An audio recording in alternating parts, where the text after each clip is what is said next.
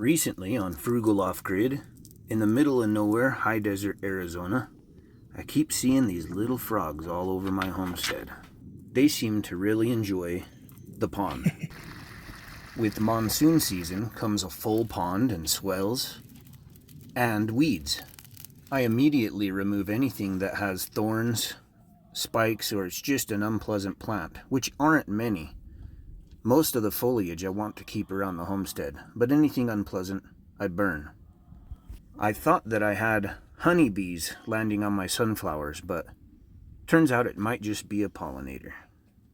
I currently have about 100 sunflowers around the homestead, different types, and I removed about 40 of them, and just the healthy ones are left. And sunflowers, well, they're native to the area. Although these specific ones are not, they do pretty good and are pretty drought tolerant. Over the years, I simply plant everything, and the things that do the very best, well, I start to plant more and more from seeds I harvest, which results in praying mantis and bees and other insects and life that I didn't have on the homestead before. I only use about 400 gallons a week to water my gardens, and still, I have a thriving garden with many tomato plants, squash, melons. Even my mulberry tree and boysenberry bush are doing very well this year. Last year I made a lot of habanero spicy sunflower seeds, and I'm sure I'll get to experiment more this year. I've been harvesting black tomatoes and yellow tomatoes along the way to encourage my tomato plants to grow more tomatoes. I've had people ask how they can contact me, and I told them I'll send up a smoke signal. So I hope that those of you who have been anticipating a smoke signal know that it's not just smoke. It has to be a smoke signal. Don't come looking for me.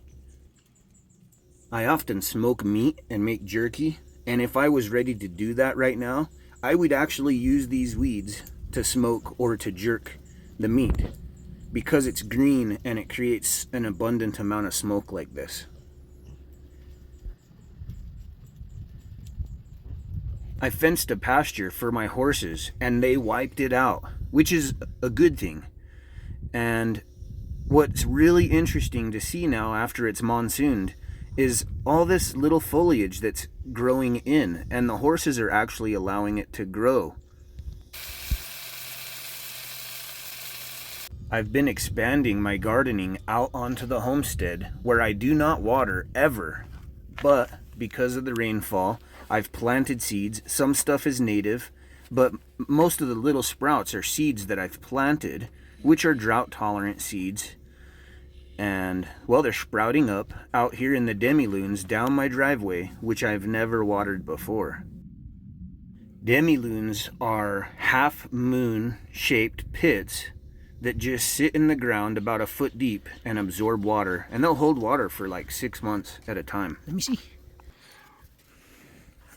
This is my Kangal Puppy Malus and his big brother Incus. Incus is a border collie. He's very smart. He's almost 11 years old, and you can see he can effortlessly keep the ball away from Malus. Drop it.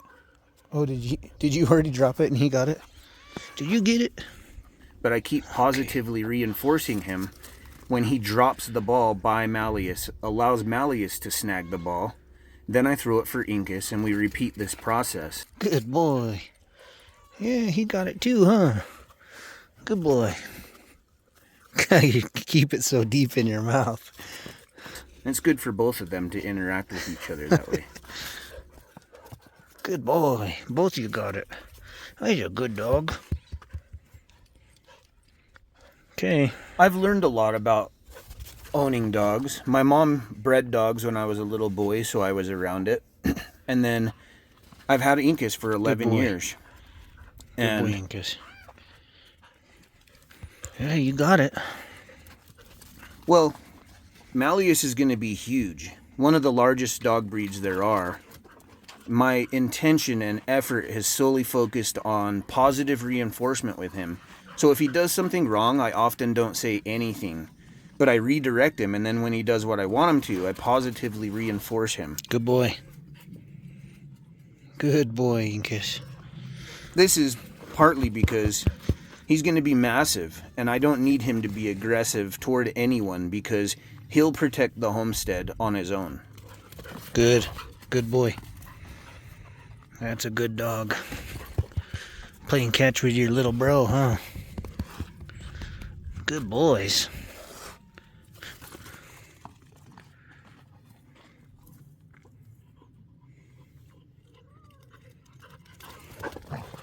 Good. Good boy. You like playing catch with Incus, huh, buddy? Is that pretty good? Is that pretty good, bud?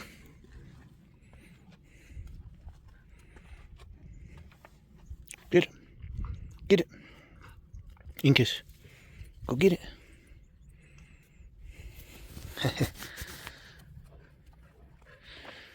Incus is a real high energy dog, and so I need to drive him pretty hard every day. If I'm running to town, I'll often take him and let him run. He runs about 20 miles an hour for a long way. Yeah, there you go. And we just do what we can to burn out his energy and keep him happy.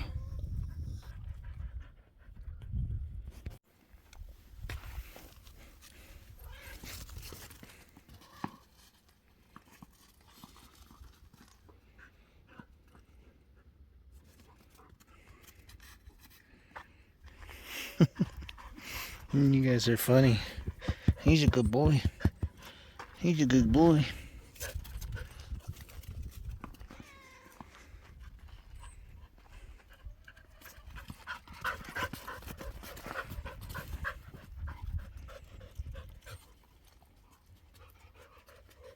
Malus is only about 5 months old, and although he's already larger than all of my dogs, it's fun to watch him just run around, and he doesn't have full control of his limbs yet. It's funny to watch.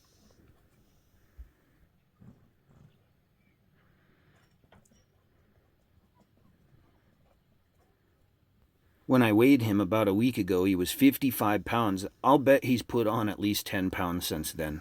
And I'll have to weigh him again soon, but he'll get up over 100 pounds. Good boy, Malus. You're a good boy, buddy.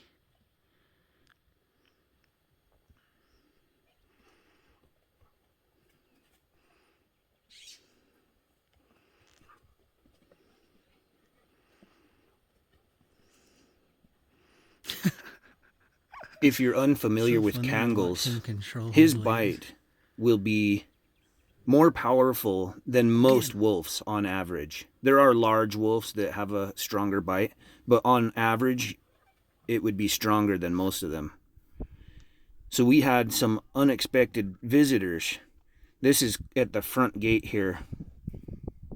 My cameras notified me immediately, and I was concerned because I have, a solar panel system set up there, and I was hoping, gosh, I hope those cattle don't mess with the systems around the homestead at all. And they didn't, but I let the dogs out, and I didn't catch him barking on camera, unfortunately. He has such a deep, assertive bark, and he chased about 30 cattle off. Good boys. Come here, no problem. Good boy. It's okay. You scared him off. All right. It's okay. Good boy. You're a good boy. He's a good dog. Thanks for protecting us from those big, scary cows. God, they're scary. If you can tell, immediately, once he did what I would want him to do, I call him off and reward him. I don't want to egg him on to do more than what he needed to do. He kept them off of the fence line, and that's all that matters. And I never want him to be aggressive toward the cattle. They were interested in my pond. And you see this dugout on the other side of the fence? When my pond overfills, it'll fill that, so there's water for the livestock outside of my fence. But I definitely want to keep them off of the fence. I don't want any damage to the homestead. I don't want them to get injured or any of my animals to get injured. And so it appears that Malus is doing a phenomenal job.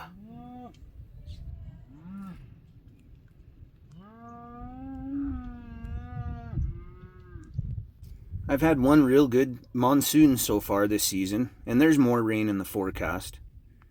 And as dry as it is, it's been neat to see just how many plants are springing up and thriving around my gardens. The mouse traps have been thriving. I feed them every day a good meal, and they've been sticking around, and I haven't seen any mice. Unfortunately, 2 of the 5 cats wandered off, and I imagine they got taken by coyotes. But these 3 have been steady on the homestead, and they're getting larger, and I really hope that they continue to stick around. I'd like to keep them until they're old and they can just die of natural causes on the homestead. Yesterday, when I was looking at the demi-lunes down the driveway, I noticed what looks like, well, more sprouts, some kind of grass, and I think there might be blue corn popping up, which is wild because I haven't watered it once. Sage will often come up to me when I'm out in the pasture because he wants his ears scratched or just to say hello, which is pretty cool from a big beast like this. That I notice a lot of people's horses pretty well run away from them all the time, and I guess it's a compliment that they like to come say hi.